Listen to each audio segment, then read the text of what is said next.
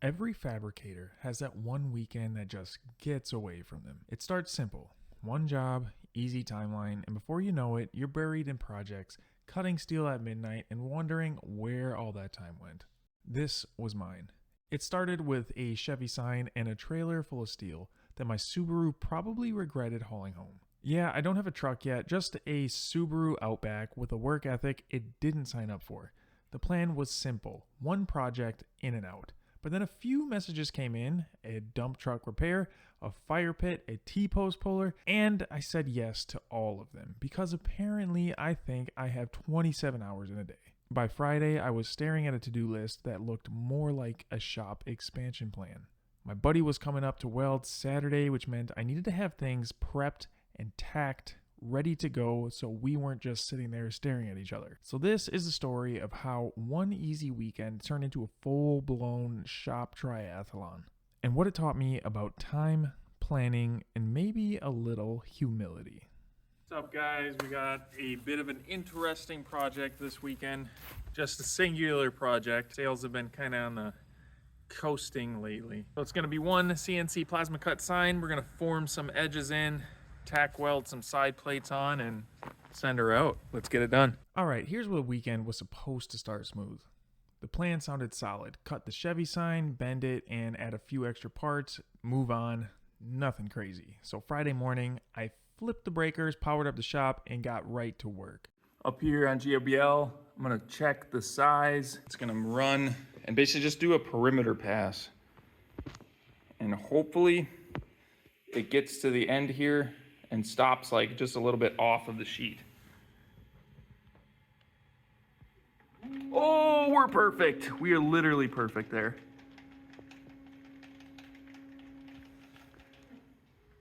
Oh man, we're looking pretty good there too.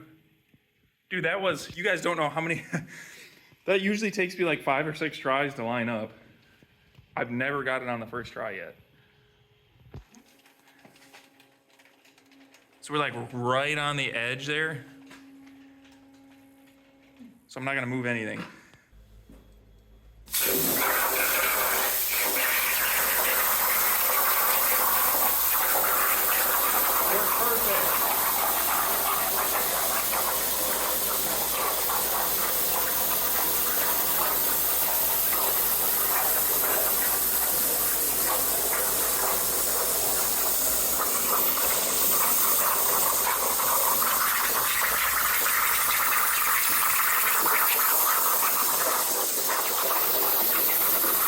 The customer for this Chevy sign wanted me to put two 90-degree legs on this, so I figured I'd try to use my trusty technique where I actually cut out the bend lines and then form them over by hand. It's worked great for me in the past, but this time I must not have put enough relief cuts in because when I went to go bend it, it just didn't want to move as easily as I expected. Since I had so many notches in there, I had to go over one by one, and the leg lengths were a little bit too long. So by the time I got done forming everything, it kind of had a small wave to it. So naturally, I grabbed the hammer. Because you know, what can't you fix by smacking it with a hammer? Turns out that 16 gauge steel didn't really feel the same way. Okay, having a problem here. I could probably get away with it, but I'm just not okay with doing it. So if we look down here, my angles aren't exactly 90, which like I said, it probably is not gonna matter because this is getting put into the back of a tailgate. But if I'm gonna be putting something out like this for a customer that's gonna be like shown on and off, I kind of want this to be a little bit better quality. Since I don't have a brake press, I was forced to try and bend this over, and I think I kind of underestimated how much that material was going to fight me. I was kind of thinking I was just gonna be able to take that channel locks and bend it over. I could, but it was putting these kinks into the material, waving and making like a little bit of waves and stuff like that. I hate doing rework, but I might just give the guy this one. Maybe he can make something out of it, but I'm gonna cut a new one. I'm gonna cut a new one, and I'm gonna avoid putting in these relief cuts for bends. And then what I'm gonna do is take this to my brake press guy, who I outsource all of my larger brake press stuff to, And I'm gonna just ask them to throw 290s in it. It should be boom, boom, out of there quick, and everything should look super crispy. So I set this piece to the side, cut another, and sent it to the same fab shop that formed my bucket bodies. I told the customer it'd only be a few days, but now I had to push it out over a week. That one stung a little bit, not just because of the time, but because I had to rely on someone else to hit the quality that I couldn't. Sometimes doing it right means doing it twice, even when it costs you money and sleep. By the time Friday night rolled around, my list looked more like a whiteboard from a bad management meeting. Chevy sign out for forming, dump truck waiting, 3 mini buckets half cut, a T-post puller to finish, and a fire pit all due by the end of the weekend. Oh, and my buddy was coming up to weld tomorrow. That meant I had to have everything staged and ready before he even rolled in. Normally that's easy until you remember my shop's only has one 220 volt outlet, so I can either cut or weld, not both at the same time. Finding jobs we can actually do at the same time takes more strategy than it should. It's like playing musical chairs with the extension cords. So Friday night was all about prep. Cutting, grinding, staging parts, and getting that T-post puller ready. I plasma cut the plates, I drilled the holes on the mill. We did a quick cleanup on the edges, pretty much a straightforward build, but I wanted it to look right. Then the dump truck repair finally hit the top of the list. It came in here with a bent frame from the user overloading it, and to be honest, I thought I was taking off a little bit more than I could chew with this job. I don't really have that big of equipment, so trying to re-straighten a truck bed frame seemed a little bit like it was out of my league. But the good thing was I knew the customer, and pretty much all he wanted me to do was slap some fish plates on to just stop it from bending in the future. Since I only have these 2 bottle jacks from Harbor Freight, I wanted to try and straighten out the frame as best I could for the customer. And I realized shortly after putting these posts in, as a safety precaution, that it actually doubles as a lever. So if you look at the construction of this massive hydraulic cylinder here, it's shifted off center of the truck bed. So inherently, by placing these posts right here, if I close the hydraulic cylinder, all the weight's going to be shifted down to this piece, and in return it's going to force right where it was bent right back up. It might pick up the back end a little bit, but most of the pressure should be coming off from the engine and all the heavy duty parts up there, and it kind of kinks back the frame up just a little bit. So I've done this already, and I'm already maxing out the cylinder.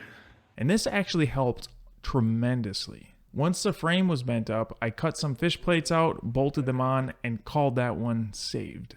Meanwhile, my contractor showed up to test the bucket prototype. You know, that one from the last video? The first mini skid steer bucket I made? So he actually had this bucket for a few months and had a few different suggestions for me. One was dropping the mount lower to this new version I had. He suggested moving the mount lower for grading purposes. If the mount was too high, the bucket body would actually bottom out before the arms on the loader would. This is important because when you're grading, you want to try to keep the arms in float mode, and if you have to continuously pick the bucket up, you have to take it out of float mode. So on the new version, we did just that. The second gripe he had was the paint.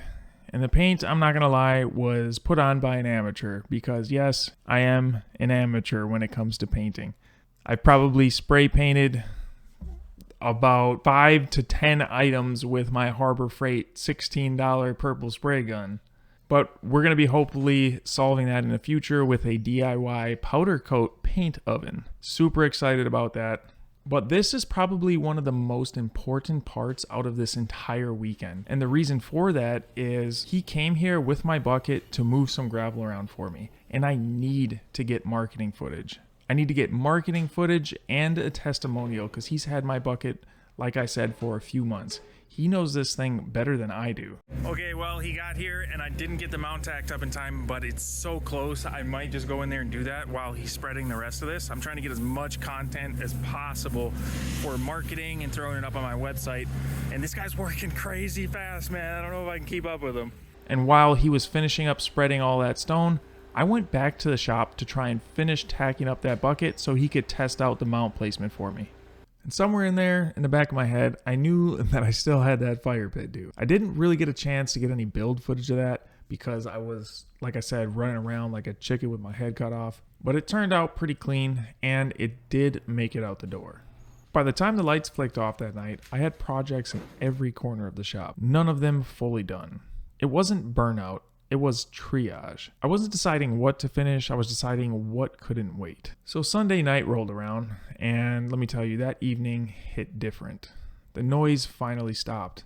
No plasma, no grinder, no welder fighting for power, just peace and quiet. I sat down with a glass of sweet tea, looked around the shop, and realized we actually got a buttload of stuff done. The buckets were welded, the dump truck was straight, the T-post puller was finished, and somehow the fire pit made it out the door too. But man, it felt like I earned every inch of progress the hard way.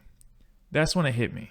I wasn't running out of time because I was lazy or unmotivated. I was running out of time because my systems weren't built for this pace yet. I only have one 220 outlet, limited space, not enough prep. I was fighting inefficiencies more than I was fighting the steel. You can work hard, you can plan well, but if your setup isn't dialed in, you're always playing the catch-up game. So I don't mind long hours. That's part of the game, but there's a big difference between being busy and being productive. So that's my takeaway from this weekend. It's not about working faster, it's about working smarter. Better prep, better layout, and better sequencing. If I can tighten the process just a little bit, maybe next time I'll spend less time chasing problems and more time actually building. Because at the end of the day, it's not effort that separates a smooth weekend from a stressful one, it's process. And that's something I'm still learning, one project at a time. By the end of the weekend, everything that mattered got done. Not perfectly and not exactly the way I planned, but it's progress. And that's what keeps the lights on. The buckets are ready for testing, dump truck's good to go, the shop's still standing, even if the extension cords are plotting against me.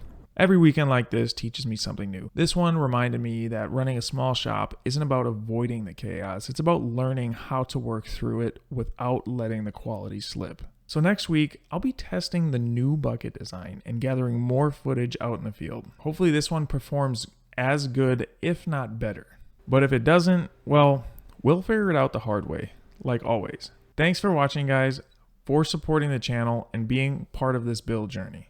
More projects coming soon, some chaos, and maybe just a little bit more organization. See you next time.